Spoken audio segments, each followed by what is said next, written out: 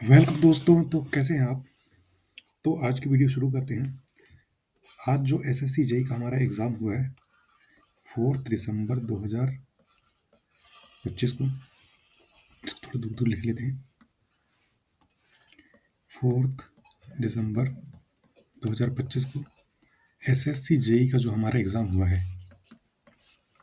इसके ओवरव्यू की बात करते हैं हम लोग। तो देखो, एग्ज़ाम जो है, एजेंसी चेंज हो चुकी है, दूसरी एजेंसी एग्ज़ाम ले रही है, एडिक्विटी एजेंसी। तो उसके हिसाब से जो क्वेश्चन का पैटर्न है और जो क्वेश्चन हैं वो थोड़े चेंज होने तो बनते हैं, क्योंकि पहले जो एग्ज़ाम था वो टीसीएस लेता था और अब एग्ज़ाम एजेंसी चेंज हो गई है, तो क्वेश्चन में चेंज तो बनता है।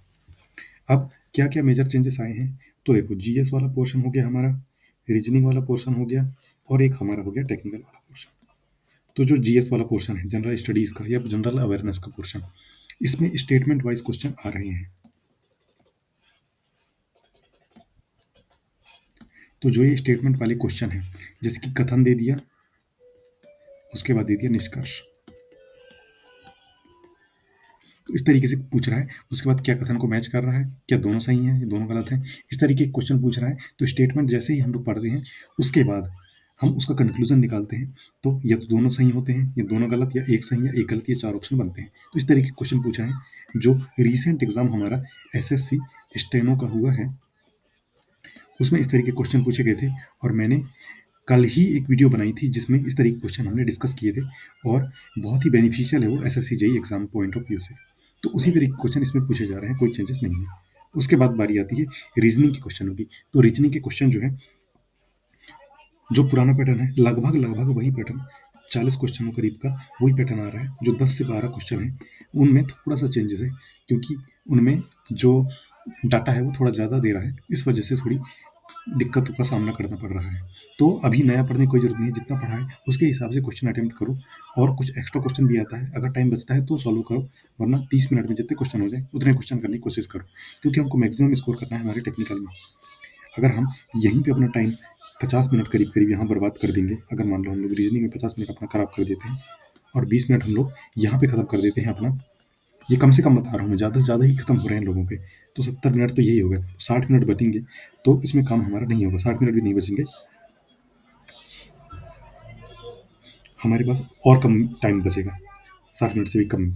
समझ लो कि 70, 80, 90, 100, 110 और 120, 50 मिनट के आसपास हमारे पास बचेंगे। तो इस 50 मिनट में क्या 100 क्वेश्चन हो जाएंगे? नहीं होंगे। उसके बाद जो ये हमारे क्वेश्चन है वो तीन तरीके से पूछे जा रहे हैं। एक तो वन लाइनर है, तो वन लाइनर इतना ईजी आ रहा है, जो सब इंजीनियर के एग्ज़ाम है, उसके DSSB के एग्ज़ाम है, उसके इस तरीके से रिलेटेड जो सिंगल वन लाइनर क्वेश्चन थे वो क्वेश्चन पूछे जा रहे हैं।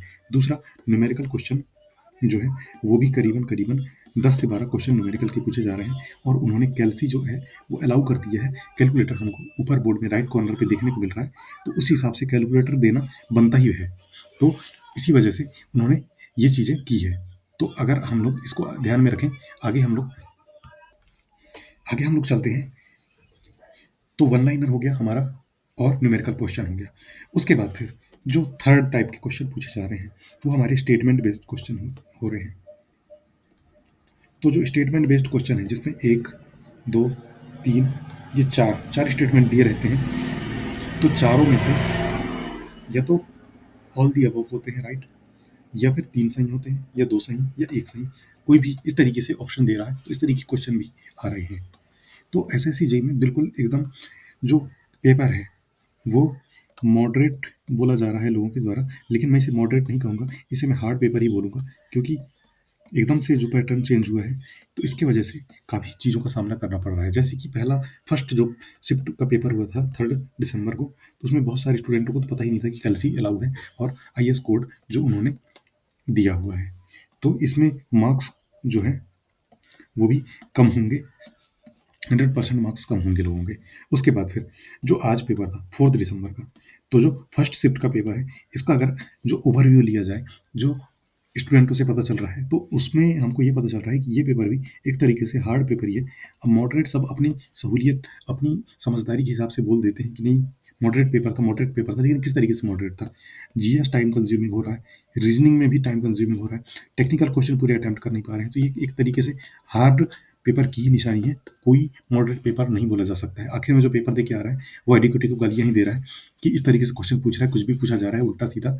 करंट अफेयर में भी 2-2 3-3 साल पुराना करंट अफेयर पूछ रहा है, तो इस तरीके से बोला जा रहा है। तो एक तरीके से मुझे तो हार्ड ही समझ में आ रहा है ये पेपर। अभी के जो शिफ्ट देखने को मिले हैं उसमें, अगर कोई शिफ्ट ईजी हो जाती है तो उनका जो नॉर्मलाइजेशन होगा उसमें उनके मार्क्स कम ज़्यादा आगे पीछे हो सकते हैं। अब जो सेकंड शिफ्ट का है पेपर, जो 4 दिसंबर का यानी आज का पेपर जो सेकंड शिफ्ट का है, तो वो अभी 5 बजे खत्म होगा। तो इसका ओवरव्यू हम लोग देखेंगे, इसके हिसाब से और चीज़ें समझ में आ जाएंगी कि अभी का पेपर जो है वो इजी आ रहा है या फिर हार्ड आ रहा है। बाकी जो पेपर है कोई मॉडरेट पेपर नहीं है, हार्ड पेपर ही है, क्योंकि न्यूमेरिकल में बहुत ही फंसा रहा है लोगों को। अब वो कैलकुलेटर दे रहा है तो इसका मतलब ये नहीं है कि अंट संट कुछ भी पूछा जाए। कैलकुलेटर देने का मतलब ये नहीं है, क्योंकि टाइम देखो, टाइम ही नहीं है हमारे पास ना। 120 मिनट में 200 क्वेश्चन करने हैं, तो तुम कैलसी दे के उसमें क्या ही कर लोगे ये बताओ।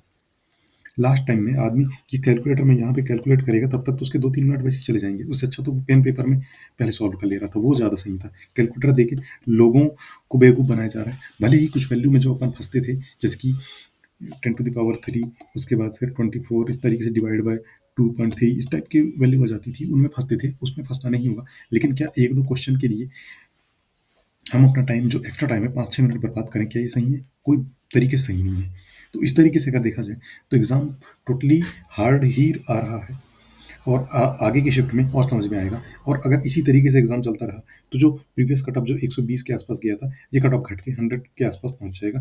बिल्कुल देख लेना, क्योंकि मुझे तो इस एग्ज़ाम से यही समझ में आ रहा है। क्योंकि कुछ भी पूछा जा रहा है तो कुछ भी पूछने के हिसाब से यही चीज़ें होती हैं। अब मिलते हैं एक नेक्स्ट वीडियो में, जिसमें हम लोग एग्ज़ाम को थोड़ा सा और ओवरव्यू करेंगे और समझेंगे कि किस तरीके से क्वेश्चन पूछे जा रहे हैं और किस तरीके से जो है मार्क्स कम होंगे या ज़्यादा होंगे लोगों के। तो ये चीज़ें हम लोग आगे की वीडियो में डिस्कस करेंगे।